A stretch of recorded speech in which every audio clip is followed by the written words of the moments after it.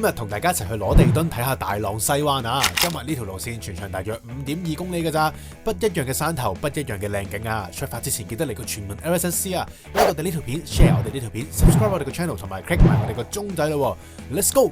今日嘅出發點係西灣亭，咁可以喺西貢搭 NR29，但係留意1至5呢，其實係得4班車嘅啫，咁星期六日呢係會多啲嘅。咁要西灣亭有呢，雖然冇人呢個感覺呢，係相當之困難㗎啦。而家無論星期一至星期日都多人嘅。咁點解而家攞翻啲幾十年前嚟西灣嘅感覺，除咗架車啦嚇，咁就因為今日係平日嘅上晝8點幾。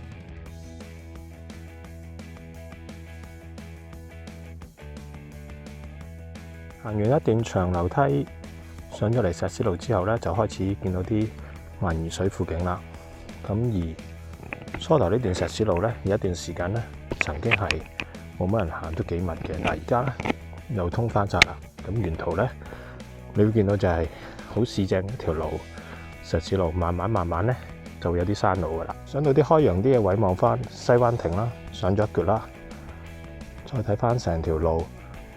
搭車入嚟嗰條路啦，跟住再望過去，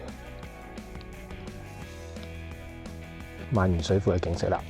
而家影住有雲遮住嗰個就係田尾山啦，我哋以前叫359啦，咁大針蓋我哋就叫408啦。咁而嚟到呢一個路口呢，就係一個路牌，好清晰指住西灣經攞地墩，大概1個鐘頭。咁之前行條路呢已經幾年啦。就係隧同埋係山路嚟嘅，而家唔知會唔會唔同咗啦。咁如果直落翻去呢，就係落翻去頭先兜沿住等高線行嗰度，就 join 翻去浪茄過嚟個吹風坳嘅。咁嚟到再睇翻條路呢，應該都係山路同埋爛路啦，因為前嗰排落過雨同埋比較濕，所以呢，佢應該都幾多爛嘅位嘅。俾大家睇睇呢橛嘅路況啦，啱啱轉完彎冇幾耐。咁如果一定要行石屎路嘅朋友，呢段就好似唔係好啱啦。上到嚟第一個高點，田尾山啦，入嚟條馬路啦，遠處嘅西壩啦，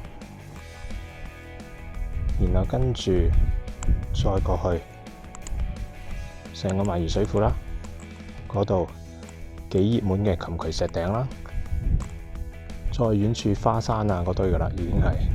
去到東壩嗰邊噶啦，咁跟住亦都好清楚見到條路就係麥徑嘅第一段啦，浪茄過嚟嗰段路啦。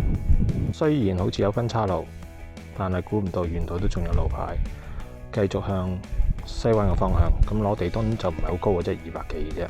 好，聽到啲海浪聲，最後上埋嚟幾步就係255米高嘅攞地墩。咁呢度咧？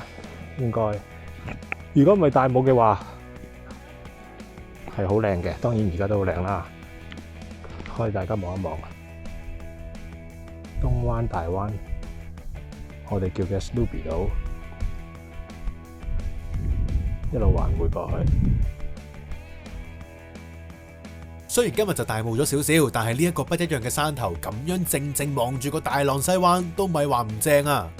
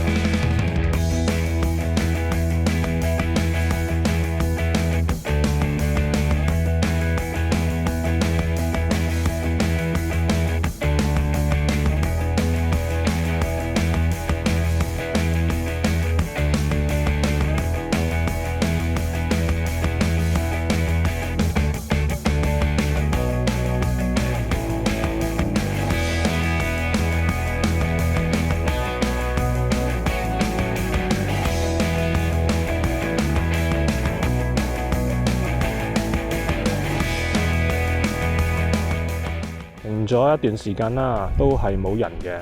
咁攞地墩自己中意嘅就係話，雖然好近一個好熱門嘅秘境，即係甚至一個自己好熟悉嘅地方啦，就係西灣啦。咁同時間呢段路咧又有晒牌，好清晰。咁但係咧相對係少人，因為個個咧就行晒落去下邊麥理浩徑啦。咁行麥理浩徑係理解嘅，因為點解咧？有自己認為全香港最靚嘅景啦，即係由西灣行過去，見到鹹田、大灣、東灣。咁今日相當之忙，就睇唔到南蛇尖，想睇南蛇尖就睇翻之前嗰啲片啦。咁呢段路咧，或者呢邊嘅印象咧，就係差唔多40幾年前第一次嚟露營啊，聯校露營啊，就喺西灣呢度噶啦。跟住個牌向住個西灣方向啦，咁亦都係啦。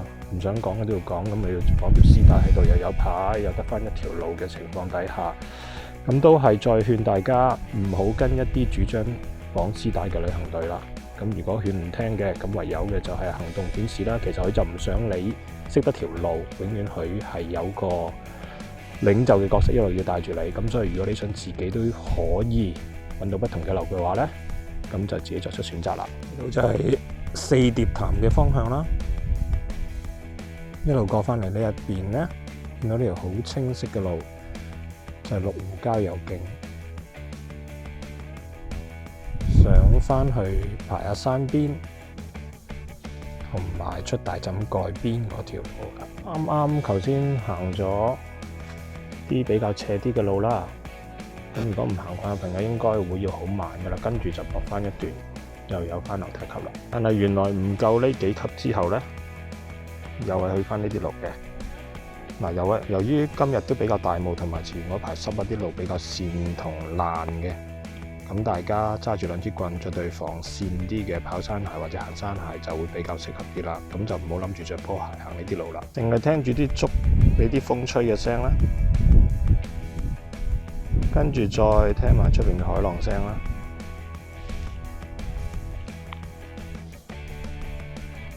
望住出邊嘅 Stouby 啦，同埋長咀啦，個感覺係相當之放鬆嘅。一路沿住山路落啦，咁一直望翻出去就係一個好特別嘅角度睇翻西灣嘅。咁呢度前邊呢個位呢，就係一個私人地方啦，咁就係當年呢個好大爭議嘅一個郊野公園邊陲位置批咗俾私人去起一啲建築物。咁後期仲演變到呢個西灣村封村事件。一路落嚟呢，其實都有路牌噶啦。臨近到海灘之前，聽到啲海浪聲，呢度有堆樹，咁條路相當清晰，有少少捐嘅啫。啱啱見到有人喺度剪草嘅，咁如果呢笪草地係可以開放俾公眾，咁就相當之好啦。聽住海浪聲喺度露營。左邊呢條就上夾萬坑啦、四疊潭啦。雙鹿石澗啦，咁我哋而家咧就出翻西灣啦。咁當然朋友可以組合到好多啦。咁而家出到嚟就見到啦，出邊呢條河連接住水嘅，咁埋邊咧就喺度而家種緊嘢嘅地方。嗱，聽到啦，入邊有好多人喺度種緊嘢，呢度咧亦都有好多木瓜樹嘅，大家可以睇一睇，種咗好多嘢啦。前邊呢條橋大家應該好熟悉㗎啦，就係去鹹田嘅。如果水漲海灘嗰邊淺水位過唔到嘅話呢，就要兜入嚟㗎啦。咁當然可以好多組合啦。咁今日我哋就好悠閒，就咁兜個圈，就喺西灣兜個圈。我哋蹲5點幾 K， 大概個零2個鐘嘅啫。咁係慢慢享受西灣嘅感覺嘅。行出西灣之前，見到呢度原樹路邊好有趣嘅一堆植物。似一啲合豆類，但係有刺嘅啦，呢度爆開咗少少。咁沿住咧，呢度有啲熟咗嘅喺入邊，係冇晒嘢噶啦，可能已經俾啲雀鳥食晒。再睇下呢一棵，又係冇晒嘢。咁而未熟嗰啲咧，就係咁樣樣嘅，一路都係沿住一路過去。呢度仲有一大堆。咁朋友知道嘅留個言啦，我俾大家知，就等大家可以知多少少知識啦。雖然好隱蔽咗個麥理浩徑嘅牌，但我相信嚟得由西灣過鹹田灣嘅朋友都係喺前邊水退位，甚至經常都係連埋一齊㗎啦，喺嗰度過㗎啦。咁嚟到呢個位行翻出沙灘啦，就係今日相當之舒服嚇，因為可能陰天啦，亦都係平日啦，亦都感受到當年自己熟悉嘅西灣。幾時都覺得西灣嘅靚呢，自己係中意寧靜，中意少人。咁但係當有啲朋友中意比賽嘅感覺啊，中意一大班人嘅感覺啊，咁但係當都係啦，無痕山林入面其中一條，考慮其他遊人 consider with other visitor。咁希望大家享受大自然嘅同時，都可以互相顧及、互相禮讓，等大家都可以繼續睇到咁靚香港嘅地方。咁而前面都見到有一個朋友好享受咁喺度跑緊呢個西灣啊。其實星期六自己先嚟過嘅，咁今日隔咗幾日再嚟啦，咁個感受完全唔同晒嘅。當日係相當之多人，今日暫時少人。埋邊其實都有3至4個營幕紮咗喺度噶啦。好，開始離開西灣二灘啦。咁我哋就會一樣跟翻麥徑邊村上翻去啦。咁後邊嗰啲唔再介紹，係去到最後同大家做個總結啦，或者分岔路口去到吹洞坳啦、吹筒坳啦。